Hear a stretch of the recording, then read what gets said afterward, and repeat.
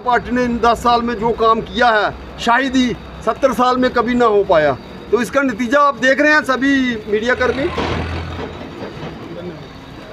उसी तरीके से रखें कि लोगों को गुमराह किया जाए। भारतीय जनता पार्टी में द्वारा काम करने के लिए उत्सुक हैं। कल से आप देख लेना मार्केट में माहौल काफ़ी बदल जाएगा। हर शॉप पे झंडे का जो कार्यक्रम है हमारा होगा। आप देख बोलो। सुंदरबनी के लोग जो है 2014 जो है पुनः दोहराएंगे, क्योंकि पुल पार से उस पार कुछ और जो है परिणाम आ रहे थे, लेकिन रैना साहब ने पुल के इधर जो परिणाम आए थे वहां से बड़ी जीत हासिल की थी, वह पुनः दोहराया जाएगा सुंदरबनी के लोगों द्वारा। सुंदरबनी का हमेशा इतिहास रहा है कि ये भारतीय जनता पार्टी के झंडे के नीचे ही काम करते हैं और भारतीय जनता पार्टी को ही वोट देते हैं। आप इनमें से किसी को भी देख लो, ये सभी कार्यकर्ता हैं भारतीय जनता पार्टी के लिए जान जी दे देते हैं। मैं आप मीडिया कर्मियों से भी यही बोलूँगा कि आप प्लीज़ अच्छी रिपोर्टिंग करें, ठीक है। लोगों में जिस इसमें भी रोष है, ये नहीं हो। भारतीय जनता पार्टी आप इसे कितना मानते हैं? बिल्कुल, भारतीय जनता पार्टी चुनाव अकेली लड़ रही है तो भारतीय जनता पार्टी का ही चीफ मिनिस्टर होगा, और ये भी हमारी खुशकिस्मती होगी कि चीफ मिनिस्टर भी हमारी तरफ से ही होगा। चीफ मिनिस्टर क्या पीर पंजाल क्षेत्र से ही होगा? बिल्कुल, पीर पंजाल क्षेत्र से ही होगा। आप पूरे दावे के साथ कहते? बिल्कुल, पूरे दावे से कह रहा हूँ और होशाबाज में कह रहा हूँ। अभी पहली बार व्यापार मंडल के सभी जो सीनियर लोग हैं उनसे बैठना हुआ, बड़ी अच्छी अच्छी बातें डिस्कस हुई। उसमें लास्ट में बाजार व्यापार मंडल के मेरे भाइयों ने ये मुझे आशीर्वाद देने का फ़ैसला किया। मुझे पूरी उम्मीद थी कि सुंदरबनी के लोग राष्ट्रवादी लोग हैं, उन्होंने भारतीय जनता पार्टी के हक़ में ही फैसला करना है।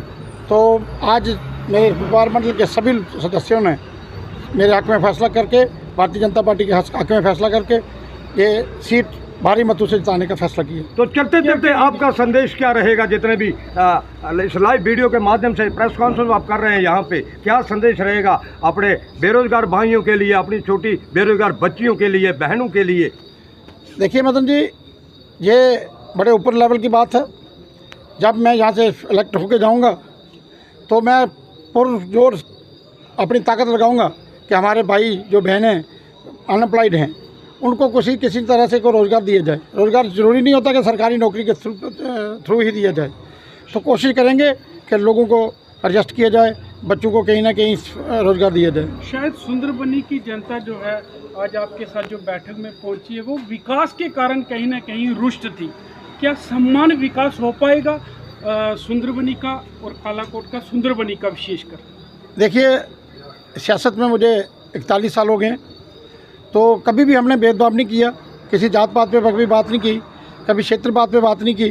तो मैं अपने सभी भाइयों को अपनी तरफ से पूरा विश्वास दिलाऊंगा कि कभी भी भेदभाव सुंदरबनी और कालाकोट में नहीं होगा, और मैं बराबर सभी इन लोगों के साथ बैठ के जो भी प्रोजेक्ट नए लाने होंगे इनसे डिस्कस करके तो काम किया करूँगा। चलते बड़ी चुनौती किसको मानते हैं आप अपने सामने?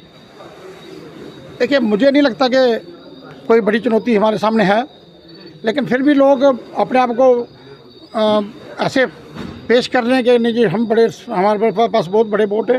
जिस पार्टी के साथ इस किस्म के लोग खड़े हों तो उनको किसी बात की कोई चुनौती नहीं है। लास्ट में सर चलते चलते हम आपसे समझना चाहेंगे, पहले तो डिलिमिटेशन के पहले सुंदरबनी नौशहरा के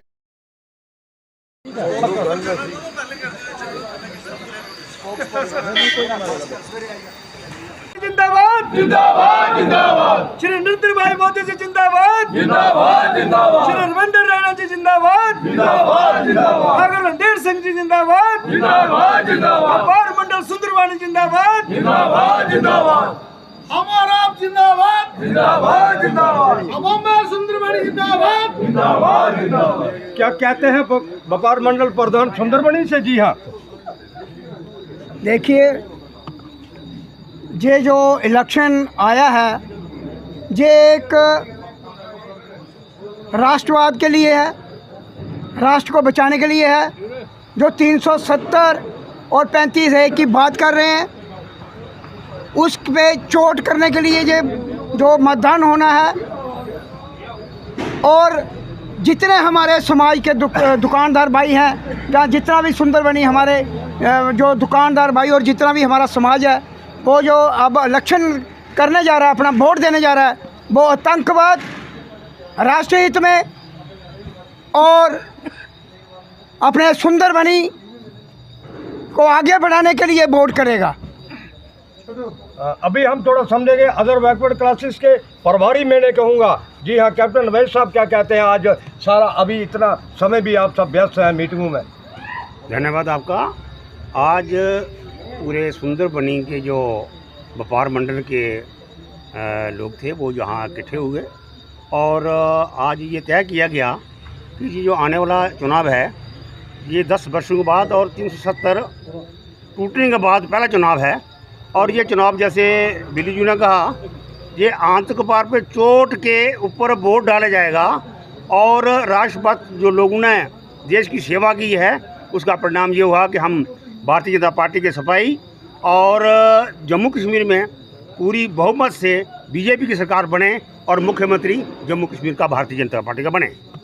क्या सुंदरबनी वालों ने दोबारा दोहरा दिया है कि जो मतभेद थे उसे बुला करके एक राष्ट्रवादी जो होने का अपना जो एक सबूत है वो दोबारा पुनः दे दिया है कि एक दोबारा जो है भारतीय जनता पार्टी के बैनर तले आगे हैं वो? बिल्कुल सही आपने जो प्रश्न पूछा है।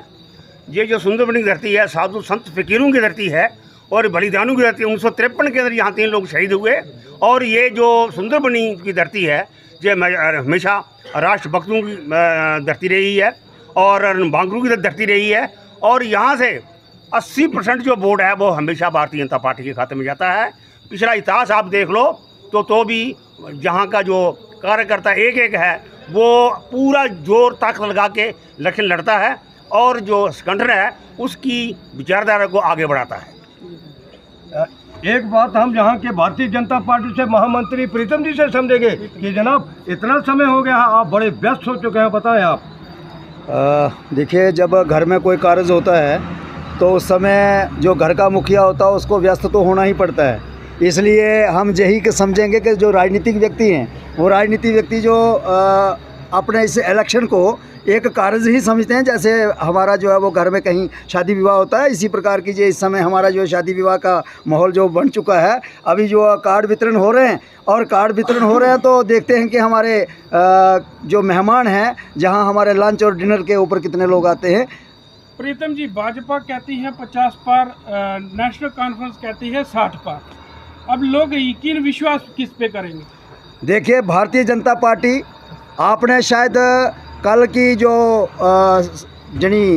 देखा होगा कि जो सर्वे लिस्ट आई है उसके अंदर भी भारतीय जनता पार्टी मात्र जम्मू कश्मीर की बात नहीं कर रहे, सिर्फ जम्मू रीजन से 44 सीटें लेके जो है वो भारतीय जनता पार्टी सबसे लार्जेस्ट पार्टी जो है बनने जा रही है। और हम इस बार ऐसा इलेक्शन होगा कि हम कश्मीर के अंदर भी जो है वो फूल खिलाने वाले हैं और लगभग 5 से 7 सीटें जो है वो कश्मीर से भी हमारी आने वाली हैं। जहाँ बड़े बड़े जम्मू कश्मीर की बात करें तो दावे हो रहे हैं।